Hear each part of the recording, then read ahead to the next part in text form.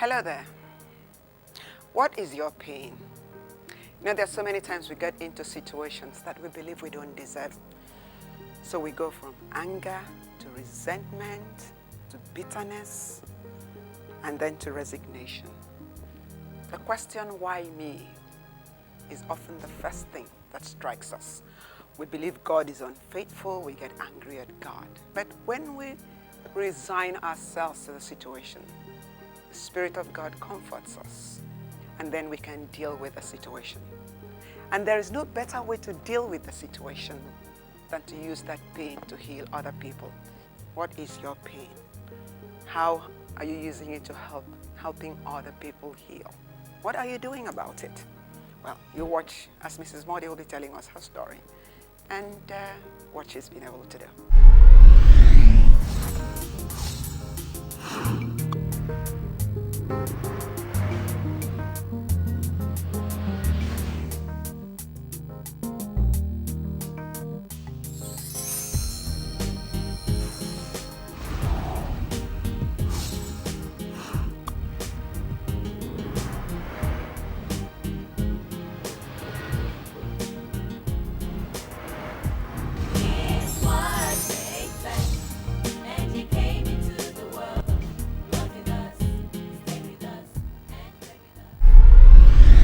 Mrs. Mordi, you're welcome.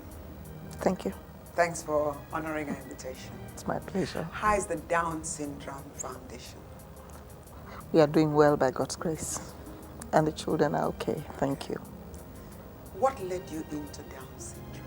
It started 23 years ago when my last daughter was born and she had this condition. But you have normal children? I do have. How My many of older them? children, I have 4 children altogether. She happens to be the last. Okay. And I found out that nothing had been known about this condition. There was nothing, absolutely nothing known about it, or so it looked as at that time. And I still believe nothing was known. And then I found out that I was left with this child and help wasn't coming from anywhere, no information as to how to look after her. Then I decided to take it upon myself to do something. Was it at birth you discovered your child had Down syndrome? Was it at birth?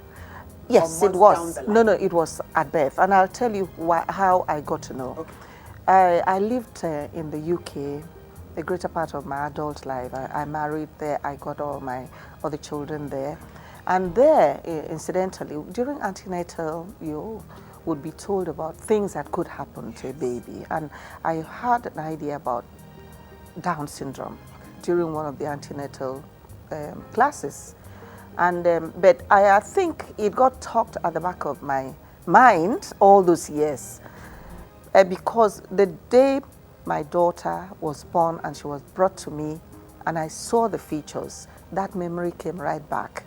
And then I remembered all the features that were shown, all the things that one needed to look out for. I picked it up, I looked, and all those things, the stigmata were all there. And then I called the nursing sister who was at the bay. I called her. I said, come and have a look at this baby. She came, looked at her. I saw she's a pretty baby. I said, yes, I know. Is there something strange about her? He said, she looked again. I said, no. I picked the baby up. I showed her all the signs, all the different things, the flat face, the flat nasal bridge, the low set of ears, and the eyes that point upwards and outwards and so on. I looked at the toe. I showed her. She looked at me, looked at the baby, looked at me again, and then asked me, are you a medical person? I said, no, I'm a mother. She just looked at the baby, looked at me again, and walked away. She didn't say anything. That was when I knew that she probably didn't even know a thing about it. And of course, having gone through the trauma of giving birth to a child and everything, and with the expectation that every mother expects, I think the shock just hit me. I became very hysterical. I started crying. And they then had to send for the doctor, the pediatrician, and In all fairness to them, the pediatrician actually had put a question sign in the case note that was hanging there, but she didn't tell anybody. Apparently, she felt nobody in Nigeria would know anything about that condition, so there was no need to even mention it. And then they came in and tried to counsel me and everything. Well, somehow, I went through that day. But after then, I made up my mind. I said, now, well, it means there is nothing known about this condition, which means there's no help coming to me, either from the medical angle or otherwise. Then when I came out from the hospital, I told my husband. Incidentally, he also didn't know a thing about it. I said, I think I need to do something about this child. We need to bring her up like every other child, our other children. So I went back to UK, not to settle, but at least to carry out all the tests to know that she was going to be okay. Apart from having Down syndrome, usually a lot of babies born with Down syndrome are also born with other medical conditions like congenital heart defect and so many other things. I wanted to clear that, to make sure that it's just Down syndrome that she has. And I did all the tests, got all the information. I was put through to the Down Syndrome Association of the United Kingdom. They counseled me, gave me some resources that I could use to make sure that I would be able to help her meet her developmental milestone. I came back to Nigeria and then decided to apply that. And I brought her up actually like my other children, normally. I didn't segregate her, yes. I didn't discriminate, I didn't overprotect her. I made sure that I gave her the same opportunity I gave the other children, but at least I still had to give her a little bit of exactly. And she grew up well adjusted, just like my other children. Even though, I mean, with children with Down syndrome, they still have their challenges.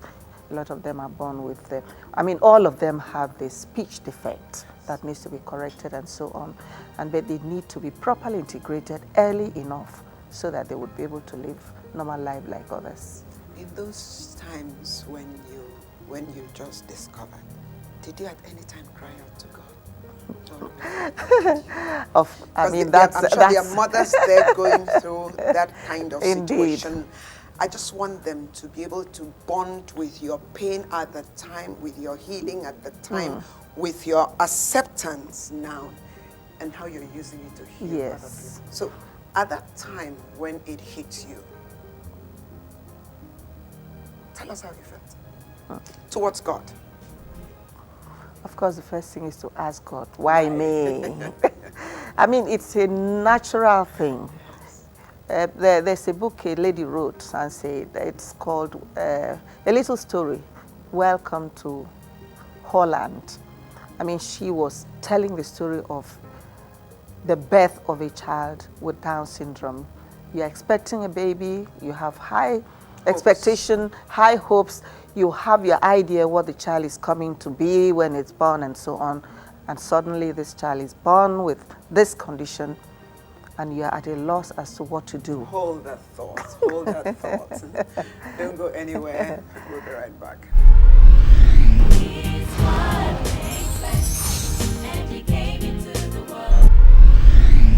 Okay, you're welcome back. You have high hopes. So, all the things, suddenly this comes. Of course, it's a shock. And then you'll ask God, why me? What have I done wrong? Did you ever say, oh, maybe I should have stopped at the three? Exactly. And then you start asking yourself, is there something I did that I shouldn't have done? You start asking God so many questions and asking yourself, and then doing a lot of soul searching. And then you come up with knowing that you maybe consciously have not done anything you shouldn't have done. Then you ask God a question again. Why then did you allow this child to come to me, Lord? But then, with hindsight, I think I know why that happened. But at that time it happened, every human being would begin to ask God questions and begin to, if you had any faith, the faith will start going down. That's right. So when you now came back and you learned all these things, what motivated, yes, I know the one motivation is looking at your daughter. And then what now made you decide that you wanted to help heal other people? It didn't come. How did you finally come into the acceptance? Exactly. First and foremost, yes. It didn't come automatically.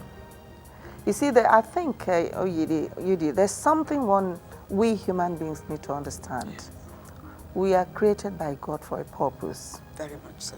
And we need to ask God to let us know that which He had created us for. It actually took me quite a while. I have been a Christian all my life. Yes. I was brought up a Christian. But you grow up having that Christian belief and everything. That but religion, having exactly cloak. But having a personal relationship with God, exactly. Yes. It takes you need to make a conscious effort to do it. And it takes affliction. Then God would then let you know. When my daughter was born 23 years ago, it took me nearly 9 years before I came to realize that there was a purpose God sent her to us. And it was then I took it up upon myself. And then I told God.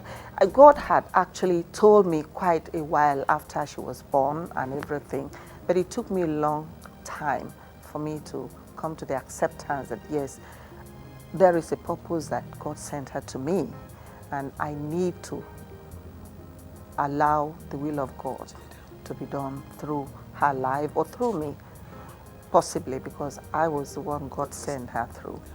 And it was about exactly 9.5 years ago. This year is going to make it the 10th year that I woke up one day, told God, I said, I'm ready. I want to do it. I'm sure that was when you found that. Yes. Yes. Because first of all, I asked myself, God has blessed us. We've been able to bring up our children well, including my last child. I had given her all she needed to make her live a fairly normal life.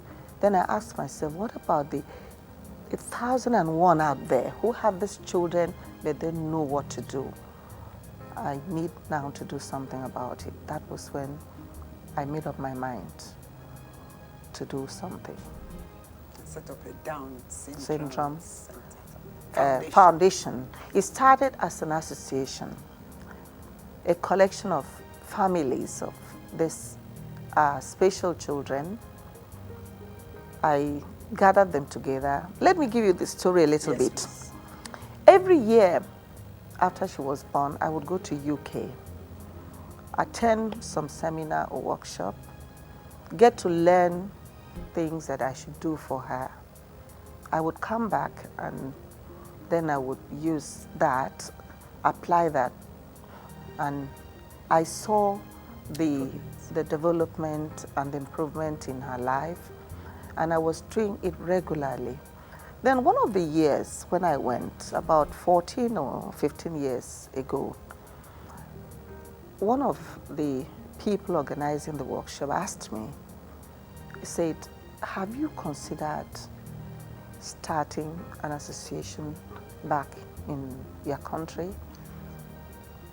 I don't know which one come first, whether I asked them whether there was an association which I wanted to be part of here or the other way around. Then I told her, I said, no. She said, I then said, is there an association in Nigeria that takes care of the needs of these children? They said no, that they don't think there's any, because they've got people sending, making inquiries from Nigeria about how to look after their children, but they haven't heard of any association. Then somebody then asked me, why don't you think about starting one? It wasn't a suggestion I was ready to take up at that time. We were running our business, we were so busy doing little business here and there. I knew that it was something that you must give your all or nothing. and I wasn't ready. But I know that God had actually ministered into my spirit that I needed to do something, that my child was special and she came to me for a purpose. But I played it back. I didn't really look into it. So when this lady brought up this, I said, okay, I'll think about it. The next year I went back. She brought it up again. I said, okay, I'll think about it. It was the year 2000 when I went. And then she asked me again, have you thought about doing this down there to help people who need this information? I said, okay, if anybody makes any inquiries, send it to my email. When I get back to Nigeria, I would call them. Then when I got home, I just smiled. I said to myself, I said, well, if two people make the inquiry, maybe I would think about doing it. Maybe 10 and 10. When I came back, there were 4. So God told me, doubled it. Anyway, and that's how it started. I got in touch with these 4 people. We started meeting in my sitting room. I brought all the resources I had. And it wasn't easy, I have to tell you that, Yudi. It was not easy. Because there had been, in Nigeria, there is a lot of stigmatization. There's a lot of very high level of superstition. And, our own beliefs and background and everything makes tradition and culture. Exactly, makes it so difficult for families to bring out their children or want to be identified with their children publicly. And it was not easy starting. A few very brave families came in and joined me, and we started plodding on gradually, until we've come to this stage by the grace of God. Hold that thought. There's anything God puts you through, I have discovered, there's always a purpose. And the most important one I have found in the scripture is for you to be able to comfort others with the same comfort you have been comforted. Don't go anywhere. When we come back, you'll get to meet Mrs. Mordi's daughter. And then you'll get to meet other children, maybe parents of those she has helped to heal. Don't go anywhere. We'll be right back.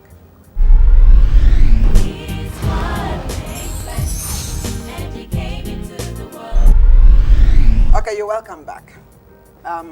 We started this program, we're talking with Mrs. Mordi of the Down Syndrome Center Foundation. We have some of the children from the center. This is Awele, Mrs. Mordi's daughter. Awele, how are you? I'm fine, thank you. I'm sure you love your mommy very much. Yes, and this is Uloma, still from the center. Uloma, how are you? Look up. Now let's see your fine face. She's shy today. We have Uloma. Uloma, how are you? fine. You okay? Okay, all right. BJ, Mr. BJ is my friend. BJ, how are you? Fine. Oh, fine. Praise you, right? Yes. And then I have Solomon, the wise one. Solomon, how are you? I'm fine. You're fine. Yeah. You're welcome. Serious Mordi. You love Mrs. Mordi? Yes. Okay, that's wonderful.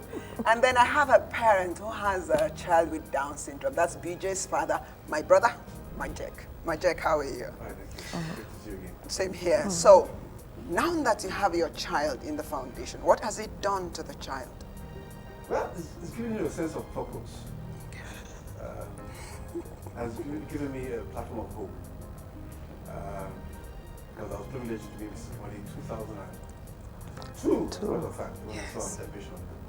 And at that time, I was a bit confused as to What to do with the child. with BJ. And then she was there with her daughter on television, and that was it.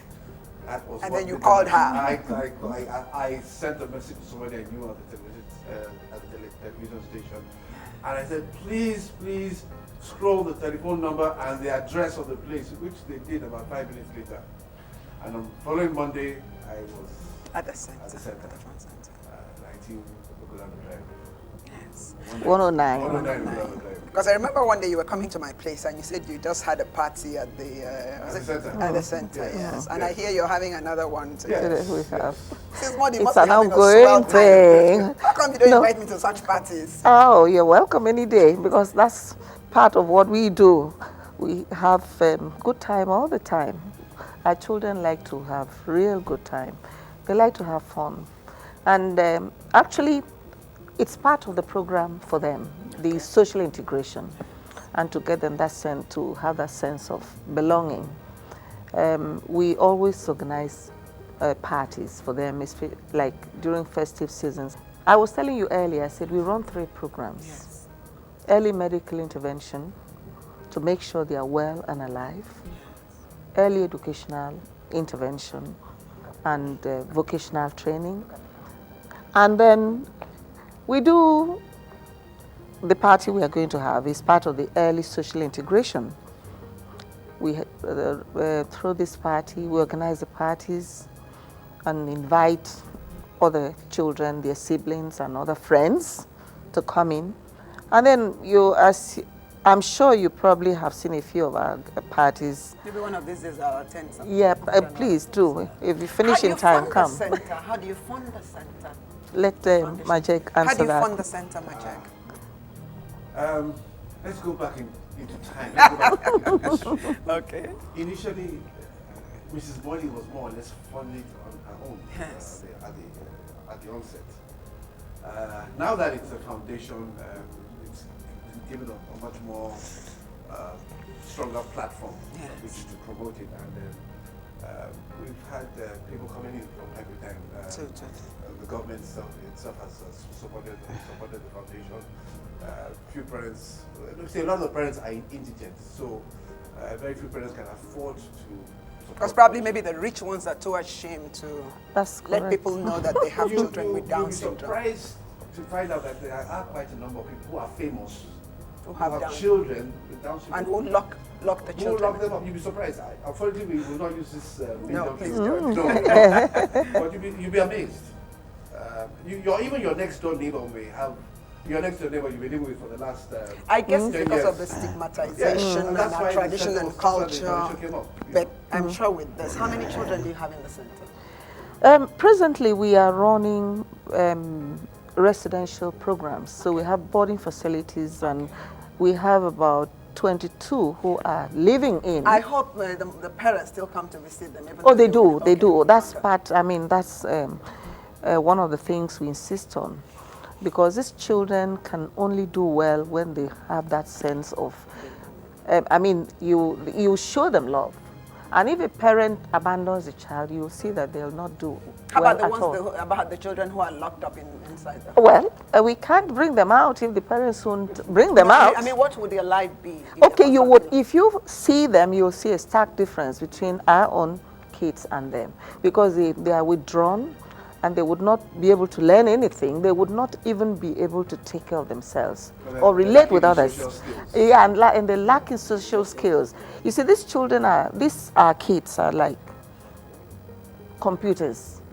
Either if you program them, as they say, garbage in, garbage out. If you put garbage in them, that's what's coming out. But if you key in the right thing, and that's where early intervention comes in, you teach them on independent living, you teach them all the social skills, you teach them how to navigate their way through life, you teach them all the things other children learn, and you find out that they would be able to hold up on their own, and they'll also be able to live independent lives.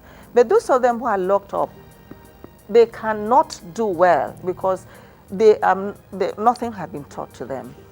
And you find out that a lot of them would become even antisocial, and they would not be able to Could you look relate in well. that camera? Begin to speak to a parent who has a child with Down syndrome, who's locking up the child because they're ashamed. Speak to mothers. I have Majek, said my this. brother, you look into I that camera think and speak to fathers. Majek is the right person to do that. Okay, Majek, go ahead. He's a very proud parent, and he's the one to I'm speak very to proud of others. Please go ahead, speak Yeah. to a I saw father. the human sometimes. Well pleased. Sometimes sometimes. Because he behaves He like gets any up normal, to mischief. I know he like will. any normal Like child. any normal child. Yes, so please begin to Um, speak to. I like to talk to both parents, especially fathers. Usually the problem comes from fathers. Yes, Because the tendency in this society is to blame mothers. mothers, women, for any shortcomings of the child, whether the child is a girl or a boy or something, or something goes wrong, you know, the mother is always blamed. Now, these children are born for a purpose. And that purpose is that they are lights to us. They are lights to the world. You should not feel ashamed to have this child. You should feel very proud to expose your children in public. Growing up when Video was growing up, I remember I took him to a car wash. He was about 2 years old. I took him everywhere with me. I wasn't ashamed to take him with me. I wasn't ashamed to take him to parties. I wasn't taking him to clubs. I wasn't ashamed to take him to family functions. But somebody walked up to me and said, "You are a very proud father." I said, "Yes, I am." And I expect that you will understand the fact that God has given us these children so that they can show us the light, show us the way. BG has taught me so many things. He's taught me to be patient. He's taught me to be calm. He's taught me to be kind. And he's taught me to accept people, all kinds of people, for whatever differences they have. So I'm calling you, you famous parents, you rich parents who have lots of children, come out. Come out with your children and show the world that you care. Thank you so much. Thank you, Mrs. thank you, Mordi. thank you. Well, need I say more? But all I'm going to say to you out there is that God is a sovereign God. He does not need to call a board meeting to give you the child he wants to give to you. But whatever God gives you, take it and find out the message hidden in what God is doing in your life, even if you don't like it. And the most important thing is how you turn that hurt into a halo. And that is what Mrs. Mordi has done. Thank you for your time, and you have a wonderful week ahead. God Thank you bless very much for having And us. goodbye. Say goodbye. Say goodbye. Say goodbye. Say goodbye. Bye. Okay. You want to sing me a song? Ah, wait. He wants to sing a song for me, please.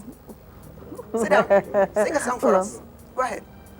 Go ahead. I believe that the flight. I believe that will be done.